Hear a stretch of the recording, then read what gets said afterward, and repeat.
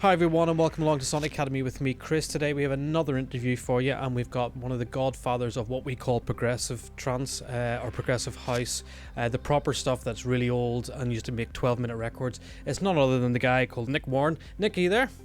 Yes, I'm here, mate. How Nice are to you? see you, Chris. Yeah, great, really good. Thank you very much for joining us today on Sonic Academy. It's a pleasure, mate. We are big fans of your work and have followed your career for many a year. Take us back to 1988, the sort of first year you started DJing. Tell me what changed that year. That was the sort of, we called it the summer of love. What was the big difference? It was a very exciting time, and to be honest, we didn't really know what we were doing. I think if you honestly spoke to any of us that started DJing back then, we had no idea of the importance of it. It's different now. We look back now, we go, oh wow, this was changing things. Everything was changing. But then at the time, all we were doing was the same as every other DJ. We were popping down the record shop and buying stuff we liked and playing it in nightclubs. It just happened that there was an explosion of music. I think the biggest thing for me, because I was an indie kid, when I was young, I was into punk, I was into The Cure, I was into Joy Division, was a huge influence on me, who then went into New Order, Kraftwerk, Yellow Magic Orchestra, Jean-Michel Jarre, all those guys. So I was never really a soul or funk boy. So when American House started, when hip-hop was coming, it didn't really do it for me. Mm-hmm. It was when that Summer of Love came, and it was indie house that was being made. It was the British, mainly the British, but also the Italians as well, with Last Rhythm, people like that, who started to make sort of these epic instrumental electronic music that was based, I think, or more influenced by indie music than it was by the American house and the American soul and funk, which a lot of, say, the Tony Humphreys and the Frankie Knuckles and those guys. Yeah. That was never our thing. For me, it was Andy Weatherall, Justin Robertson, Dean Thatcher, Fabio Paras, all those guys from Flying in London, the Chemical Brothers, who were then the Dust Brothers. Dust Brothers, yeah. I was in Bristol. Each of the cities, it tended to be, in Manchester, it was the Chemical Brothers and Justin Robertson. London was Weatherall, Thatcher, all those guys, and in Bristol it was thankfully me. so I was finding all of these early records, stuff on Junior Boy's Own, weird underground labels that would maybe do 4 promo copies. That was it. Mm-hmm. But then, thankfully, they'd come to me, they'd come to Sasha, they'd come to Weatherall, someone like that. And we would be the only people that had them for 4 or 5 months. Mm-hmm. So you could really build up your scene. Mine was Bristol, so I was doing parties at the Art College, small underground parties. I was working with the Massive Attack guys then.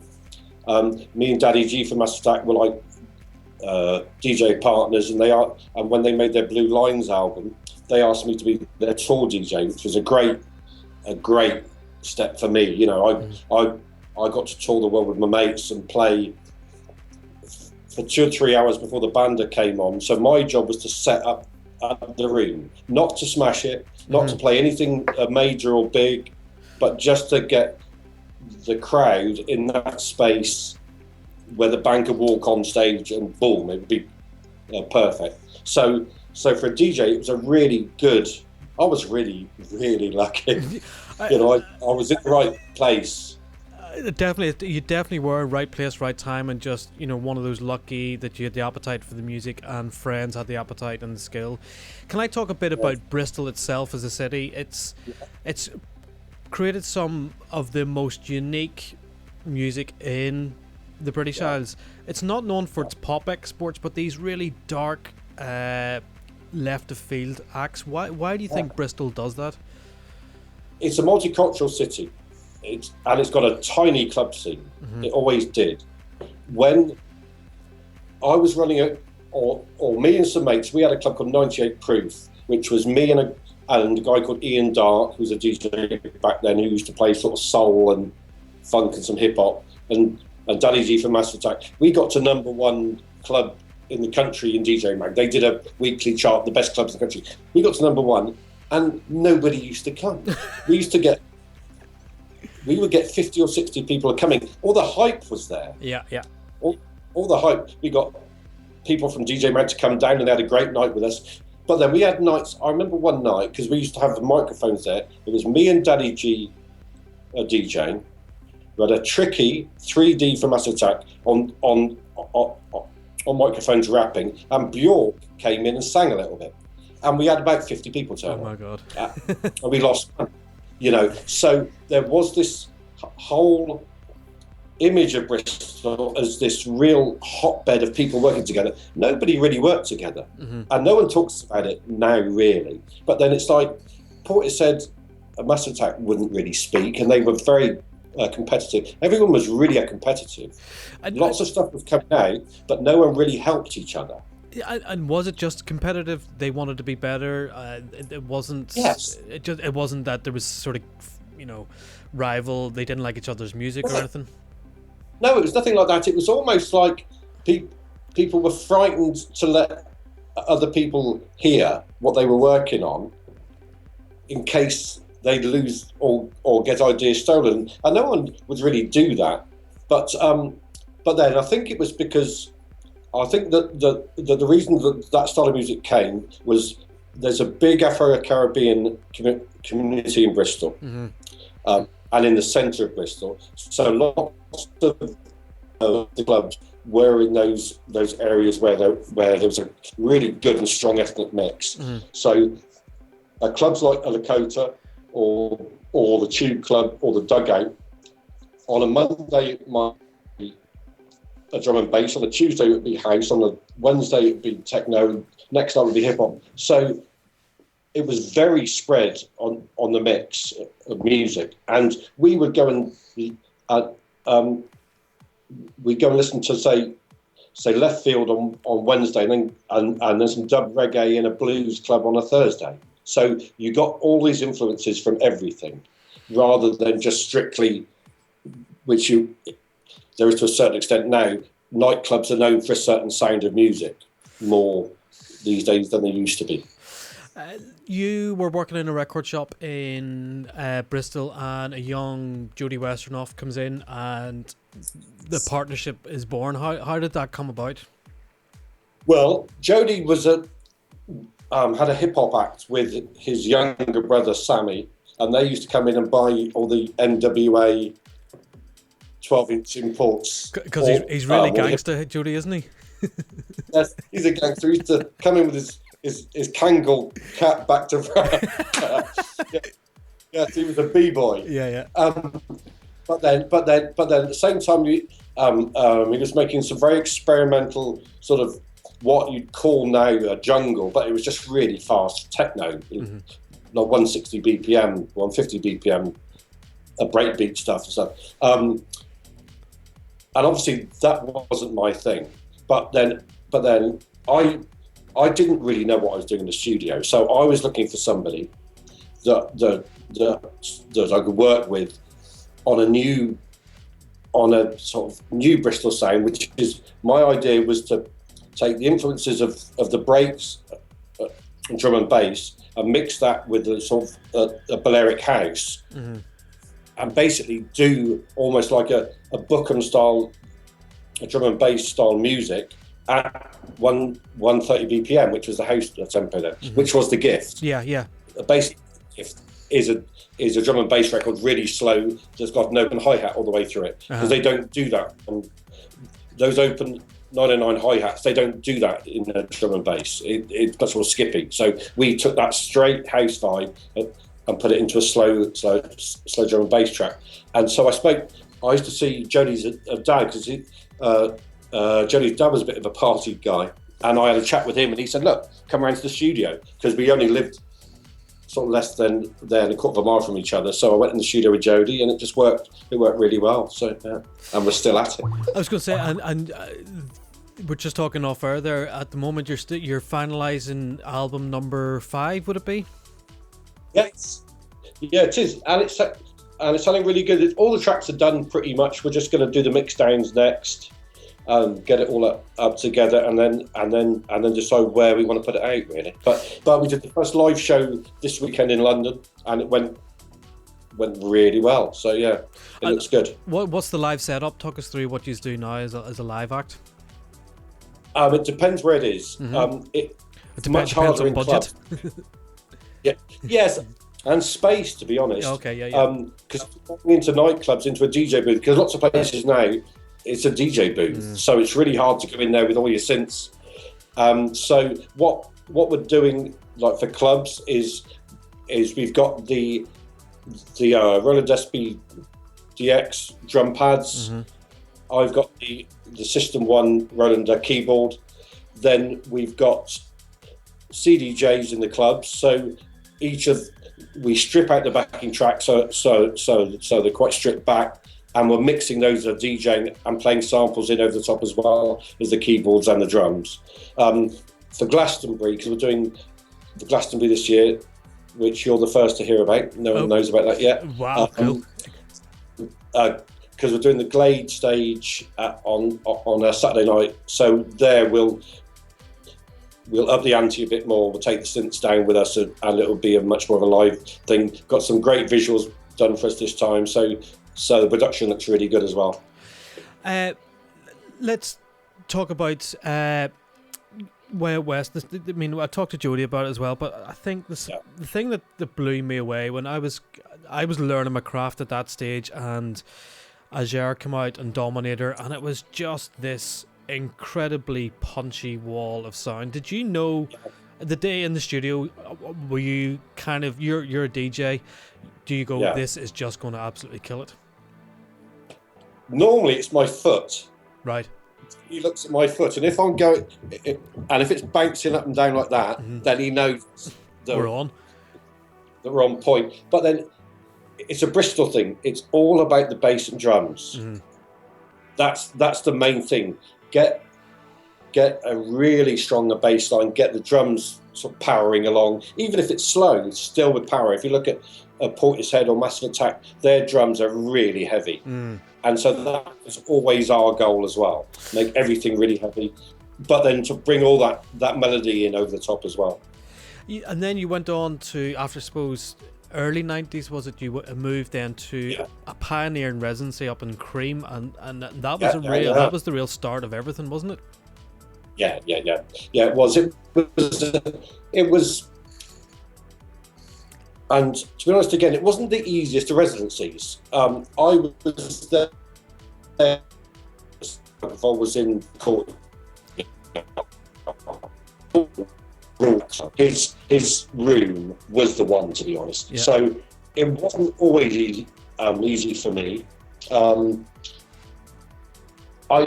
not sure if I really enjoyed playing the same club every Saturday night. Yeah. Because I was so used by then to flying here, there, and there, experience amazing clubs, different clubs around the world. It was a great thing for my CV, and I really enjoyed most of it.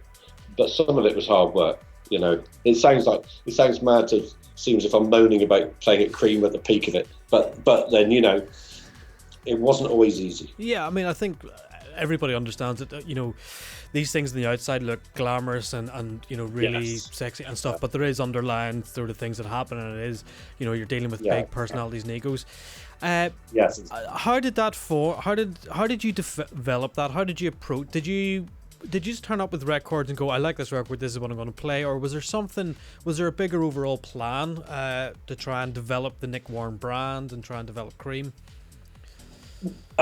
No, I think because also, you see, at the time, Paul and I were playing kind of similar stuff. He was still very progressive then. Yeah. So there was a certain pressure on me not to play certain stuff. Mm-hmm. Okay. Because again, that reflects back to it not being my favourite time of DJing, because I was kind of not really following exactly my path, but then having to to deviate to kind of please the people that were in charge. For instance, it's the only time ever that I've done a compilation album where I've been told that stuff has to go on that I don't like. Okay. On the Thriller album, on a Global Underground, it was up to me. Mm-hmm. A Renaissance, Back to Mine, all up to me. Mm-hmm. The Dream one was the only one where they said that record has to go on there, and I was like, well, that's not something I would play anyway. Yeah. But so you get my point. It was a real good lift for my career. I really enjoyed working with the guys there. But so let's was that Cream album, was that the white one where yes. I mean that as a student in Belfast, I was just moving to Manchester. You mixed it live as well. I adored well, in those album. days it was all I think I was the last one to stop doing it, but my first 5 Global Undergrounds were all just mixed in one take on vinyl on DAT. Right. There was no edits. There was no. If I made a mistake, I had to go back to the beginning and start again. And start again. You know, you can't imagine asking people to do that now. But I always think back to that album, and I don't know whether it's one of the mixes. So you can hear somebody pushing the track, and it kind of feels like it's one of those nuances that you would get with a guitar player or a singer, and I miss that. You know, yes, I do as well. That's interesting. It's kind of a warts and all thing, isn't it? It's you're showing exactly what you're doing. Mm-hmm. But these days, it's really easy with Ableton. Anybody could, a chimpanzee could do it. Mm-hmm. Really, you know. And how do you feel about DJing where it is today? That whole sync button, tractor, Ableton thing. Do you think it's a lost art? The other thing I want to talk to you quite a bit about, you touched on it earlier, when you had records 5 months before anybody, and that build. I remember when I worked with the guy I worked with, Robbie, he was the same. He had these classic records months before anybody. He had a residency here in Northern Ireland in the Arena and places like Lush, and over 4 or 5 months, these records would just become anthems. And you know, Do you miss that? Yeah. Yes, I do. I think it's a double-edged sword. Of course, it's great that the music is more available to everybody now. I went through a stage of using Ableton for DJing. I did it for about a year, and I was bored senseless, to be honest. So I've now gone back to sticks. I use sticks. I don't use the sync button. I use the sticks and the CDJ players as it suits me. Lots of the guys, especially in techno, use a tractor, and they use all the effects. But then I find it really hard to tell who's playing, to be honest. It all sounds pretty much the same bag. I think in the old days, I hate harking back to the old days, but it's still possible. It's nice to hear people and you go, that's that guy playing. So when you walk into a room and it's like packed with 1,000 people and you can't see the DJ, if you could go, that's definitely Nick playing, or that's definitely Sasha playing, or whoever. And so I think it's much more difficult to stand out now if you're using all the technology that everybody else is using in exactly the same way. So how do you approach? I mean, not that you need to stand out anymore. You're established as one of the sort of the great DJs of the dance era. What advice would you give to young guys that are coming through today that, you know, they get this 1 hour slot in a club? What do you suggest to them to say, look, this is how you should approach it? Find special records. The world is full of amazing music. It doesn't have to be the same as everybody else is playing. It doesn't have to be in the top of 10 at a big ball. It's about the crate digging still for me. I find amazing records, but then, and it's on the internet, but it takes me ages to find them because you have to go through, not through Beatport. I use sites like a Boomcat is a favourite of mine, who's a really obscure online music store, and they don't sell much of the stuff that I play, but then they do sell some, and it's quite rare. I tend to look for vinyl. I still buy some vinyl again now. I don't play vinyl out, but then I buy it and I convert it here, because more and more now labels are putting out vinyl, and they're just putting out 300 or 400 and not doing a digital release. So it's my advice to anyone new is find your style. Don't be influenced too much by other people. I don't really listen to any other DJ sets either, because I don't want to think, oh shit, why aren't I doing that with 2 records? Because it sounds brilliant. You know, you've got to find your own style. I think it's like any job. It's like if you're really good at your job, that people will notice. If you're not that great at your job, then you won't get noticed. You know. That's why nobody watches this. What That's not true. Will now.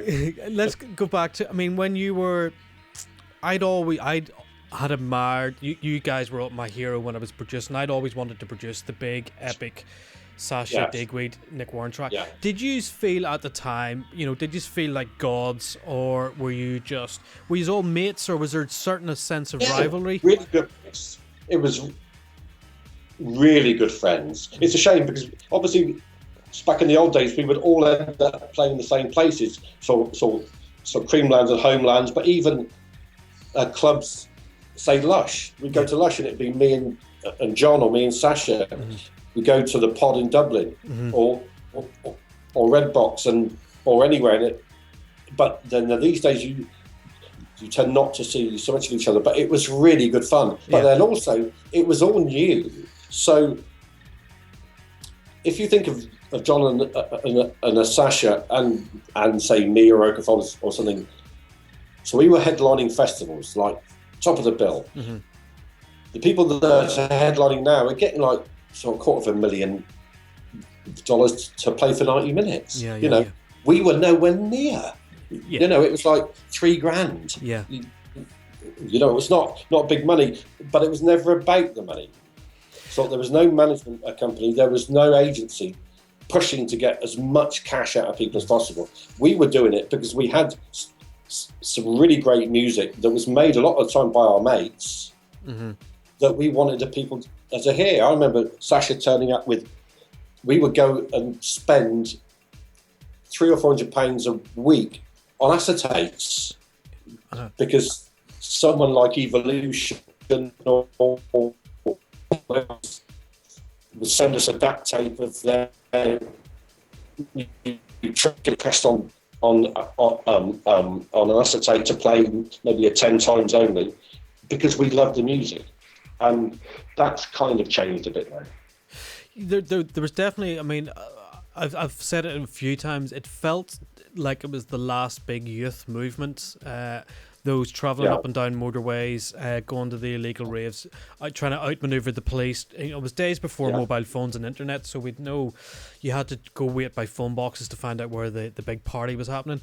But there must have been a real sense of excitement at the time, you know, a real... Oh, it was absolutely amazing. A Saturday night, so get in the car and drive up the M6 to London. You stop at the services outside of Warrington, and there'd be like 1,000 people in the car park. The doors open, all raving, all getting ready to go into Cream, and then after Cream you'd come out, and all the way down the services there'd be hundreds and hundreds of kids in their cars. It was special, wasn't it? Things like Universe, those big Universe raves which we had around here in the 90s that had me, Sasha, The Prodigy, Kraftwerk, people like that playing at them. You know, it was insane. And it was all new. So I think in hindsight, I'm sure it's the same as like a Joy Division and the Pistols and stuff. At the time, they had no idea that it was special what they were doing. They were just doing their thing. You know, and it was the same for us. We had no idea that it was the start of anything. So we were just playing other people's music. Where do you do DJ now? I mean, the UK's kind of collapsed, and there's one or two. You know, Ministry seems to be doing well and stuff. So do you have to? You mean, do you America, Asia? Where's the Nick Warren sound really resonate? Yes, my biggest market is South America. Argentina is huge for me. Yeah. You know, I'm filling huge rooms of like 5,000 people over there still. South America's really good. Strangely, Greece is really strong for me. Eastern Europe is great. Asia, I've just done a tour of Asia. I did a new club in Singapore, which is fantastic again. Right. Singapore used to be amazing. It's great again now. Tomorrow I go to San Francisco. And Chicago this weekend, which will be really strong. It's a lot of the travel. It's an awful lot of travel. Do you still love that, or is it you still love the DJing but could leave the travel? Yeah, I adore it. The travel's more expensive now, so instead of turning left, I used to turn left into business class. I go right into economy now, so that's harder. Yeah. Physically, because I'm older and it's harder to deal with. But then I've always said to people, if you ever meet a DJ that complains about travelling or complains about going to nightclubs to play music, I kick him in the balls, because it's an honour. Yeah, of course it is. There's people that go to work in meat packing factories that have to stand there shoving their arms up and up arse every day. Yeah. Our job is simple. Our job is so easy. Okay, it means sitting on a plane, so what? We play music to people to make them dance. You know, it's not a bad way to make a living. No, I remember going out to DJ in Tokyo. My dad taking me to the airport, and he was so confused, going, "But why do you need to go to Tokyo? Why do they have nobody in Tokyo that can play these records?" Let's move on to sort of studio matters. You're taking much more. Oh. Nick has just had to run out there. There you go, mate. Sorry, the meatballs were done. Oh, the meatballs were done. Sorry. you know, we run this live, so this goes out as is. There's no edits. It's fine. You're fine. You can't let your meatballs burn, absolutely. We will give you a bye-ball. Let's talk about where you are today. Studio-wise, are you getting into the studio much more or much less due to the more travel, and is that a frustrating experience? It's a mixture. It's easier now to work on music and not be in the studio. In the old days, so of course you had to be in the studio to make music. These days I can take stuff with me, the laptop. I can take a keyboard with me anywhere. I've got a hard drives full of sounds, soft synths, everything else. Obviously, to finish stuff off, it goes in the studio and use all the hardware and obviously all of the analog synths that comes. But the basic brick building of tracks, I find I work much better on that while I'm away there than I do here, because there's other stuff to do here. Yeah. Like take the meatballs out of the oven and stuff. And what DAW do you use? Are you Cubase, Logic, Ableton? I use Ableton. Yeah. I find it's really good now. As you say, we've spoke to Jody. We tend to start in Ableton and then put everything into Pro Tools. Right. Okay. That's right. I remember now. He said he stems everything back out and into Pro Tools. Are you in the box? Do you have lots of external gear like Jody, or are you sort of just using Ableton as a sketch pad to gather ideas together? Yes. I tend to use Ableton, and I still sample a lot. So I have huge audio files. I use the Roland System one plug out for bassline and stuff like that. But as I say, Jody's studio is basically sort of the Way Out West studio. So it's up. So the gear is shared. So yeah. And when you're sitting down to write, I suppose where you have a huge advantage over everyone is you've got this massive record collection and you have a real passion for crate digging. What do you look for when you're going through a record to find samples? A weirdness. It's always weirdness. Right. You know, or like I've always been a huge sort of ethnic soundtracky kind of guy. I like weird textures. As a kid, I was a huge fan of Jean-Michel Jarre, not because of his tracks, but then on his albums, in between the tracks, he'd have maybe a 1 minute of just this weird shit, you know, just these weird textures. Those are still the things that excite me about music. If I can find, say, a sample that's in F major, and then find four others, and then play them all at the same time, and filter in and make one sound into one chord. Yeah.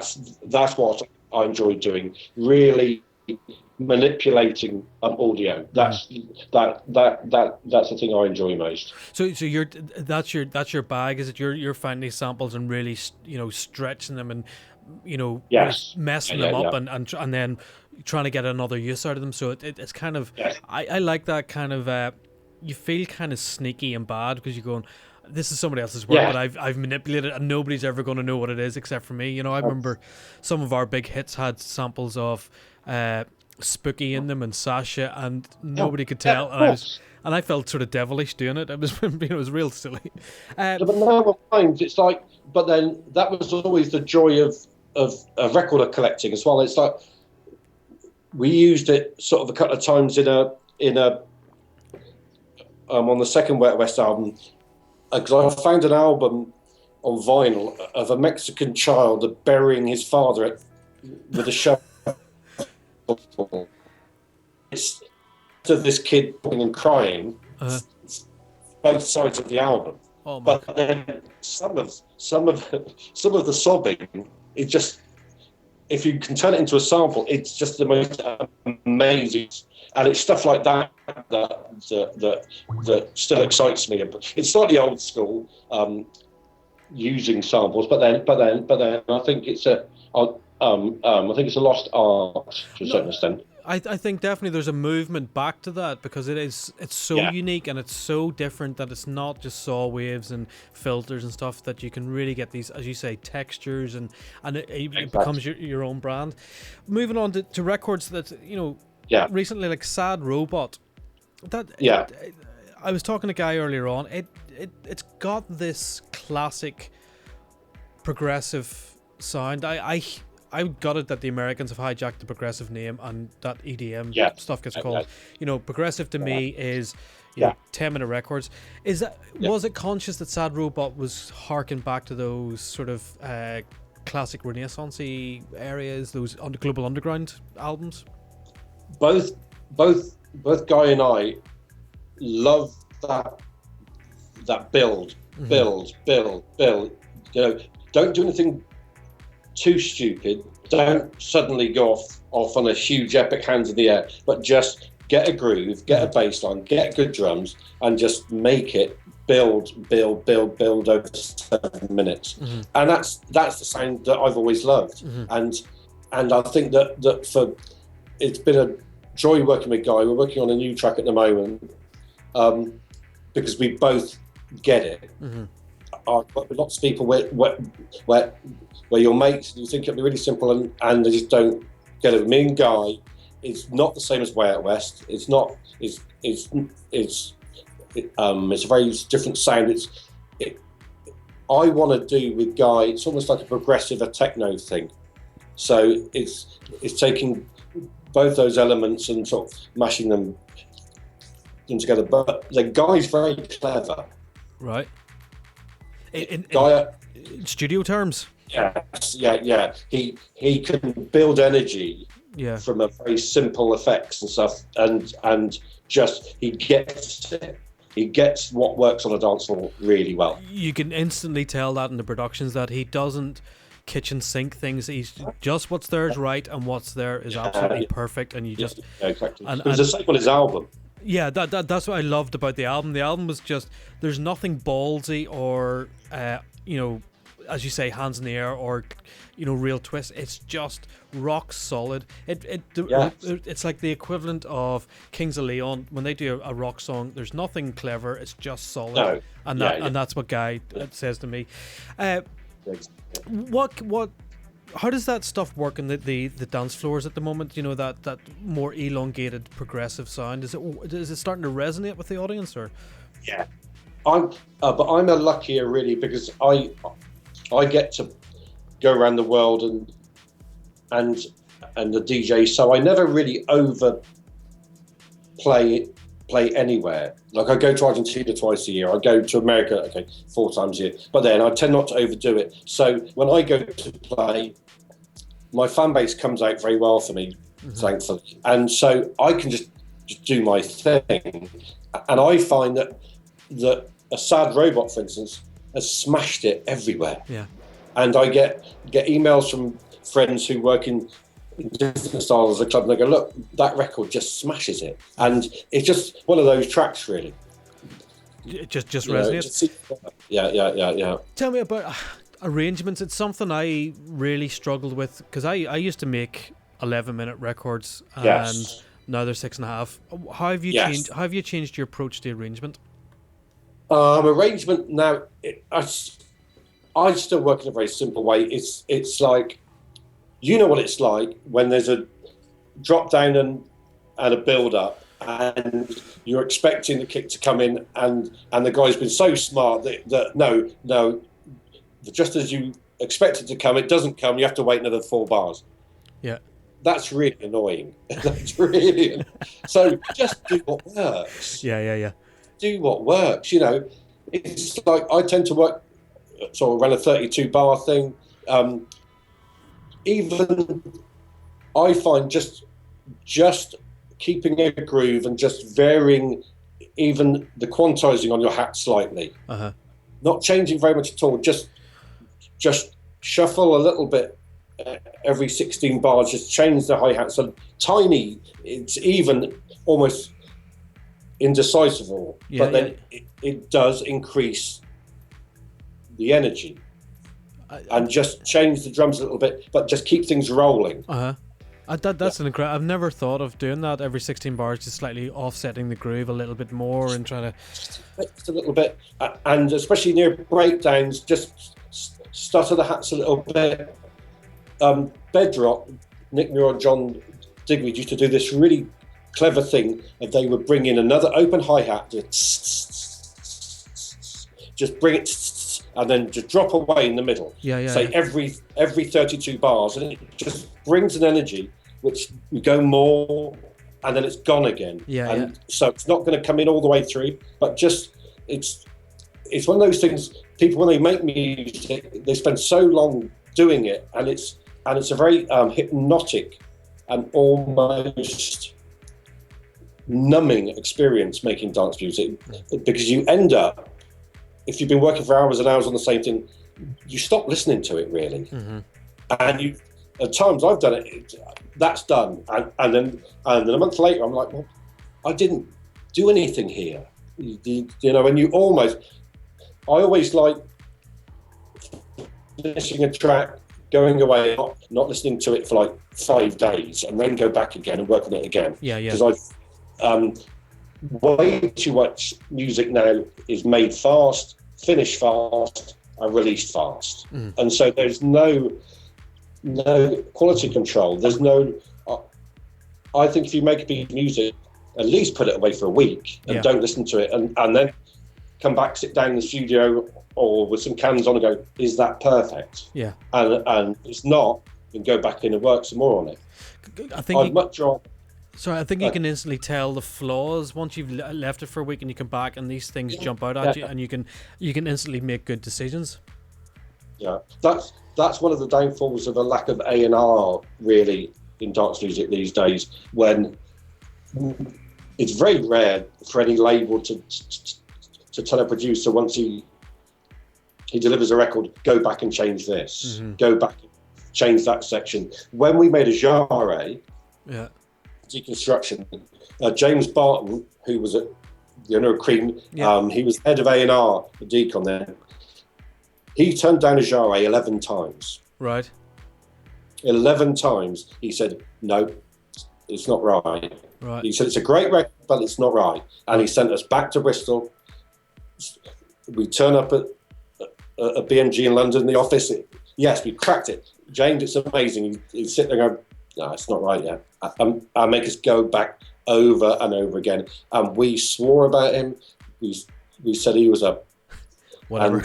And yeah, all that. But he was spot on. Yeah, he was absolutely spot on. Yeah. You know, the best version was the one that we ended up with. And are you in an A&R role yourself at Hope Records? Yes, I'm A&R at Hope Recordings. I don't at times do enough of it because I have released stuff that I like, and then afterwards I think, God, I should have gotten to change that. Mm-hmm. So I'm doing it more and more now with stuff. I'm going to say, look, it's a great record, but this needs to be changed. So give us a bit of A&R insider. In a lot of the guys on our site are, you know, new producers and looking to break through. What sort of tips? What are the do's and don'ts to get your record recognised by an A&R guy? God, that's hard. It all depends on what the A&R guy is looking for. Some are looking for hits. Some are looking. For me, I love to hear stuff, especially now that is obviously not copying what's hot. The 10 Walls, for instance, at the moment, that guy is just smashing it everywhere. Mm-hmm, mm-hmm. I've had so many Walking with Elephants tracks sent through to me with farty elephant sounds that don't copy other people. Don't if you're sending their tracks into label, don't do 1 minute of kick drum at the beginning. So get to the point fairly fast. The demo is a demo. You should, in the first 16 bars, give the bass line at least. 16 bars later, get into the string. It's just a demo. When you send stuff into a label, it shouldn't be the finished track. Okay, that's an interesting. So would you encourage them to do an edit and really get to the point, get to the core essence of the track?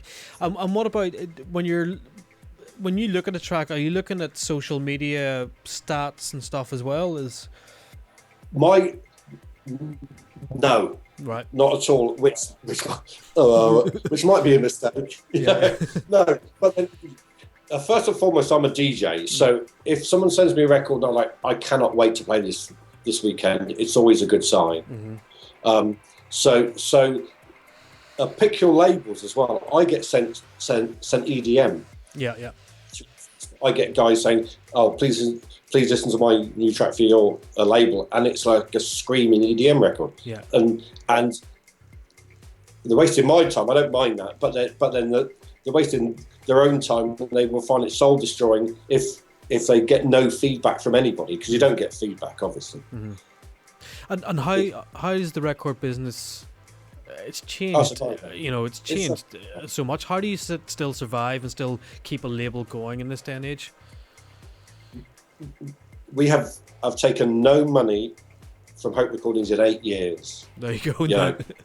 Yeah. We don't take anything. Yeah. You know, if a track makes a profit, that goes to the guy that's made the track. So it's very much a labour of love, really, having an independent record label that puts out music that we like. Mm-hmm.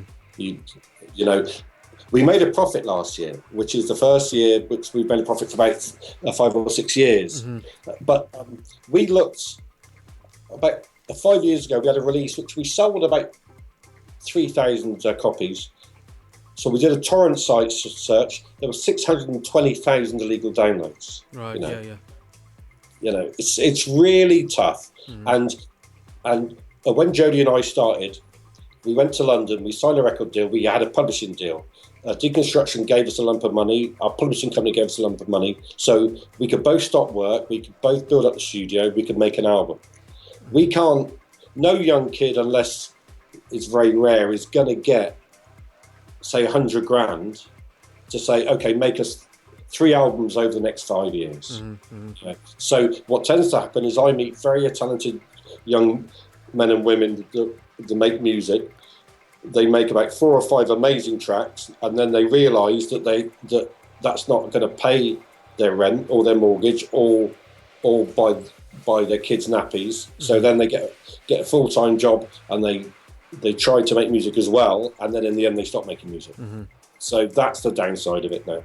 So you think we're losing a lot of talent just through the people can't monetize it nowadays, and there's only a small amount going through it? Because because there's a huge amount of producers who don't want to be DJs, and most of the young kids who are successful now do both, and the only way they make their money is through DJing. That's an old saying. We used to DJ to promote our records, and now it's it was the made records promote our no, got it. Yes. You get me. Yes, you DJ to promote your music. Yeah, but now you make music to promote your DJ. That's well done. At least one of us is sensible here. So what's the next year hold for Nick Warren? What are we expecting? A new Way Out West album and DJing? Yeah, Way Out West will be a big commitment. Because we really want to get the live show right. It went really well at the weekend. We want to build on that. We've got a Glastonbury coming up, we've got Leeds coming up, and then next year, hopefully we're going to get on the festival circuit and do a lot more of that. Guy and I are going to make some more music together. My next solo thing, I wanted to do an ambient the projects. I've always been a big fan of, I'm sure you know, of the chill out and ambient stuff, and we've got about 3 or 4 tracks on the Way Out West album of that vein. But then I would like to do a really experimental sound design, weird, abstract, left field, Mongolian chanting, ambient shit. the Bolivian nose flute. Yes, exactly. Perfect. Yeah. So it's you're finding a bit of a resurgence in that your sound is it definitely progressive house is traditional is becoming bigger. I sit in this chair every day and listen to all my promos. I'm getting all this stuff from Berlin, all these really cool hipster labels. It's all prog, right? Really, right? It's not called that anymore. Yeah. But it's exactly the same as the stuff that we used to play at Twilo and at Cream. And at Renaissance. Yeah. It's that same instrumental, spacey, dubby, uplifting house music. Brilliant. Well, you know what? I'm glad to see it back, and long may it continue. Nick, thank you so much for joining us today on Sonic Academy. I've been a huge fan of yours for probably longer than I care to remember, and followed your albums, and they've definitely shaped me as a producer and as an artist. Whereabouts am I? Yeah. Belfast. We're in Belfast. Okay. Oh, nice. Well, hopefully we'll be over there. Yeah, we'll definitely catch up over here. Right. Thank you very much for joining us today on Sonic Academy, guys. Really nice to talk to you. The what? Really nice to talk to you. Nick, thank you very much. Guys, hope you all enjoyed that, and we'll see you all very, very soon. Cheers.